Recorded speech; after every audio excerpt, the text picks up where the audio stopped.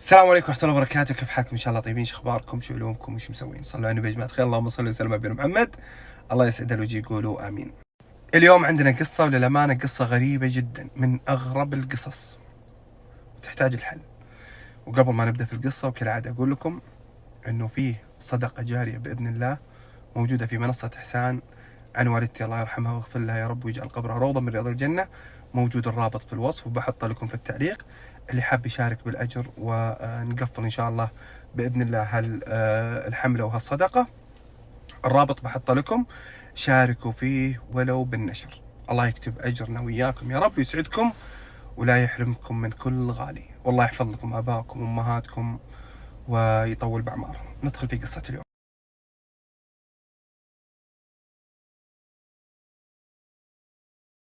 والله قصة اليوم غريبة، من أغرب القصص اللي توصلني، والله الذي لا إله إلا هو إني بعطيكم إياها مثل ما أعطتني صاحبة القصة، وتحلف بالله في رمضان إنه هذا القصة اللي حاصلة معها شيء غريب ما يدخل العقل أساسا، لكن عاد اللي يحلف ما في أحد بيتبلى على نفسه. المهم، هذه إنسانة جميلة لطيفة حنونة كالعادة. الإنسانة هذه تقول أنا مو متزوجة، ولا لي في علاقات الشباب والأشياء هذه أبدا، إنسانة الحمد لله أصلي وأصوم ومحافظة على صلاتي والأذكار وكل شيء تمام، إلا حاجة واحدة وهي عادة ما قدرت إني أتركها، وهي العادة السرية. للأسف إني كنت أسوي هالعادة داخل دورة المياه. فاستمرت حياتي عادي، أموري تمام، إلين ما لاحظت قبل فترة إنه بدأ بطني يكبر فجأة كذا، أحس إنه في تغير. توقعت إنه، قلت يمكن أمراض عادية من قولون وأشياء وزي كذا، لكن كل ما صرت أصلي والله يا وليد أحس بصوت عند إذني، وأحس إنه في شيء في بطني، وكأنه في جنين في بطني يتحرك. فكان يجيني وساوس، معقولة حمل؟ بس كيف حمل؟ أنا ماني متزوجة، والله يا وليد ماني بالعلاقات، ولا عمري كلمت ولد ولا طلعت ولا قابلت أحد أبد. بس الشيء الوحيد هي العادة السرية اللي كنت أسويها، وكنت أخاف أقول يمكن يوم سويتها صار شيء لي أو حاجة ولا. فبديت أوسوس، قلت لازم أبعد الشك هذا باليقين، إني أروح مستشفى وأشوف وش السالفة. تخيلوا، رحت إلى مستشفى عند دكتورة باطنية.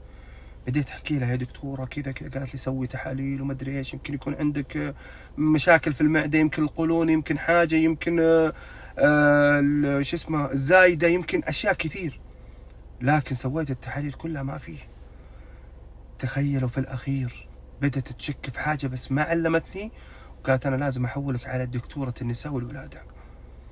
هنا انهبلت، كيف دكتورة النساء والولادة؟ ليش؟ وش السالفة؟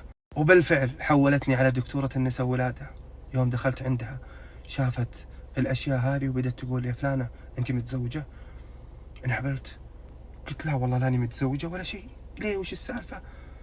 فقالت حنا على الأشياء اللي موجودة مسوي لك تحليل للحمل وطلع إيجابي. فقلت شلون؟ كيف يعني إيجابي؟ أنا ماني فاهمة إلى الحين وش السالفة. فقالت معناته إنه في حمل. قلت يا دكتورة صلي على النبي، والله العظيم ماني متزوجة ولا في أي علاقة. الدكتورة زي اللي تقول لي يمكن أنت تعرفي أحد، يمكن على علاقة مع أحد، يمكن صار شيء. قلت يا دكتورة والله ما صار شيء، ولا أعرف شباب ولا أعرف أي شيء. وبديت أحكي لها بكل شيء صار معي، وإنه أنا الشيء الوحيد اللي كنت أسويه العادة السرية. فقالت مو مشكلة، بنعيد التحاليل وبنشوف. وبالفعل عادت التحاليل وطلع إنه في حمل. انهبلت، في حمل كيف يا دكتورة؟ بدأوا يكشفون علي ويشوفون. فقالت لي المصيبة إنه ما في أي حاجة تبين لنا إنه صحيح هذا الحمل، بس كيف يطلع إيجابي؟ فقالت خلاص تجيني بعد كم شهر، بعد شهر شهرين نشوف إذا تجدد معنا الشيء أو نسبة حاجة ما أدري إيش هي. فطلعت من عنده وأنا خلاص منهارة، كيف؟ وش المصيبة اللي صارت فيني؟ رجعت البيت جلست مع نفسي، قلت يمكن الحاجة اللي قاعدة تصير لي هل هي من عالم الآخر؟ يمكن هل هالعادة السرية اللي أسويها في الحمام الله يكرمكم يمكن انها تلبسني شيء ولا جاني شيء، خصوصا اني صرت الفترة الأخيرة أتزين بشكل ما تتصورون، وأوقف قدام المراية وأرقص وأسوي أشياء غريبة. بدأ يتخيل لي أشياء كثير. الإحساس اللي أحس فيه في بطني هذا صار يزيد وصار يزيد كل ما صليت، كل ما دعيت لله سبحانه وتعالى. والله أصوات عند إذني وكأنه في أحد قريب مني. أنا ما أتخيل الشيء هذا، ولا أني تعبانة نفسيا ولا شيء. أنا إنسانة بوعي وعارف أنه ما في أي حاجة صارت معي لا علاقات ولا غيرها. أنا إنسانة أخاف الله سبحانه وتعالى، وهذا الشيء اللي أرعبني. يعني وش الشيء اللي صاير؟ كيف حمل يجي بدون لا شيء؟ الحاجة اللي خلتني أفكر يعني كيف يجيني حمل، أنا دورتي منتظمة. يعني الحامل ما تجيها الدورة وهذا شيء معروف، لكن دورتي منتظمة وتجيني. يعني عشان كذا الدكتورة قالت لي بعد شهر، رجعت عندها يوم قلت لها قالت لي شيء غريب صراحة، استغربت، ما حد عرفت وش تقول لي. فهنا اضطريت اني اروح عند دكتور ثاني في مستشفى ثاني، ورحت دخلت على دكتور باطنية، فقام يكشف لي وعلمته باللي صار. وش قالت لي الدكتورة؟ قال لي شوفي، يعني اهم حاجة الدورة اذا نزلت خلاص معناته امورك ما في حمل ولا في اي شيء، ما عليك من تحاليل وما عليك من الاشياء هذه. انت مشاكلك اكيد يمكن في المعدة عندك مشاكل او مشاكل القولون، لان هي اللي تجيب الاصوات وكذا. والشيء الغريب برضو اللي مستغرب منه الدكتور اللي هو بطني، يوم قلت له بطني كل ما له يكبر، وهذا اللي انا خايفة منه عند اهلي، بكرة احد يلاحظ ولا يصير شيء ولا. وبعدين الحمد لله اني انا اجي للدكاترة بدون امي، يعني جاية وما حد يدري. لو جيت انا وامي وقالوا هذا الكلام بتصدقني على طول، يعني بتصدقهم وبتشك فيني وحاجة. فقال الدكتور عموما خذي الأدوية هذه واستخدميها وإن شاء الله أنها تنفعك. والله يا وليد أخذت الأدوية وإلى يومك هذا أنا استخدمها ولا فادتني أبدا، ما فادتني في شيء. أدوية أكياس مليانة كلها عندي ولا نفع معي أي شيء. الأصوات باقية وبطني كل ما لا يتغير، فما عاد عرفت وش أسوي، خايفة.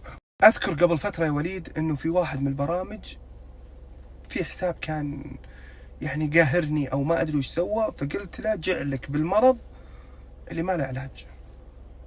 فما أدري إذا هذه الكلمة لها دخل. الآن أنا استخدمت العلاجات كلها ولا فيها أي فائدة، فخاف إن دعوتي هذه اللي دعيتها جت ضدي. ما أدري أنا ظالم الشخص هذا ولا شيء، لكن أنا في حيرة من أمري الحين، ما أدري إيش أسوي يا وليد. كنت ما أدري يمكن أحد من متابعينك يعني مر بالشيء اللي صار لي، هل في أحد يعني يعرف أحد نفس معاناتي؟ هل هو شيء طبيعي؟ لكن كبر البطن هذا ما أدري إيش مشكلته، وإلى الآن ما عرفت وش السالفة. والحاجة اللي أخاف منها دائما لما أدخل الحمام، أتذكر يوم العادة السرية أسويها في الحمام، قلت يمكن متلبسني شيء، ويمكن هالحمل يكون معقول حمل من جني ولا. فهالشيء راودني كثير، لكن إن شاء الله أنه مو هو. فتكفون ادعوا لي أن الله يبعد عني كل ألم وكل مرض، يبعد هالشيء مني، ويطلع إن شاء الله أنه يعني مرض قولون ولا معدة ولا أي حاجة. والشيء الثاني اللي يقدر يفيدني بهذا الشيء لا يبخل علي. انتهت القصة هنا. شيء غريب والله، شيء غريب، لكن أنا أقول إن شاء الله أنه الانتفاخ حتى هذا يمكن يكون من القولون. إذا كان عنده عصبية ممكن قولون عصبي أو هضمي. فما أدري إذا كان العلاجات يعني تواظب عليها وتسوي تحاليل، لأنه التحاليل أتوقع تبين، والدكتور دائما قال أنه من المعدة ومن كذا، يعني تستمر في العلاجات بس بنفس ما يوصفها الدكتور. لأنه اللي أعرفه أنا القولون يعني كعلاج مثلا زي الأدوية في المستشفى أو المستوصف، هذه شيء مؤقت يعني، ولا القولون على طول يبقى معك. ممكن في أعشاب في أشياء تنفع لكن أنا واحد صراحة من الناس اللي يشتكون من القولون، بالذات إذا انتفخ القولون عندي ولا ورم على قولتهم، خلاص ما أقدر أنام، ما أقدر، ويطلع أصوات وأشياء وينتفخ بطني غير الكرشة اللي موجودة بعد ينتفخ، يعني لو اني بنت بقول حامل.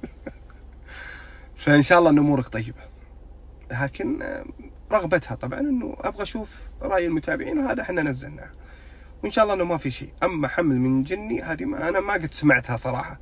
اسمع قصص الجن وذكرنا عنه قبل وكذا، يقولون انه يصير، بس ان شاء الله ما تخوف عاد الحين وخلاص ما عاد تدخل الحمام من بكره. المهم اكتبوا لنا في التعليقات تكفون من دون طقطقه من دون اي شيء. صلى على رسول الله. اشوفكم على خير ان شاء الله في قصه جايه. في امان الله.